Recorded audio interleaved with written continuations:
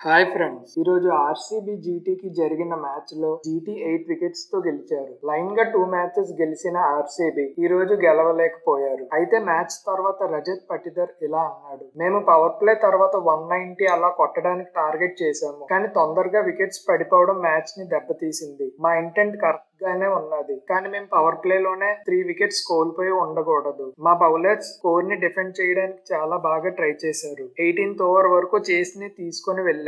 Jitesh Sharma, living stone ఇంకా Tim David ఏ విధంగా అయితే బ్యాటింగ్ చేశారో అది మాకు ఒక పాజిటివ్ సైన్. మేము మా బ్యాటింగ్ లైనప్ మీద కాన్ఫిడెంట్ గా ఉన్నాము. వాళ్ళు పాజిటివ్ ఇంటెంట్ చూపిస్తున్నారు, అది మాకు చాలా మంచిది అని రజత్ పటిదర్ అన్నాడు. అయితే RCB first 2 matches away home ఆడి గెలిచారు, కానీ ఈ రోజు వాళ్ళ హోమ్ గ్రౌండ్ లో గెలవలేదు. కానీ ఈసారి ఆర్సీబీ టీం చాలా స్ట్రాంగ్ గా ఉన్నది. అప్కమింగ్ మ్యాచెస్ లో స్ట్రాంగ్ కంబ్యాక్ వాళ్ళు ఇస్తారు.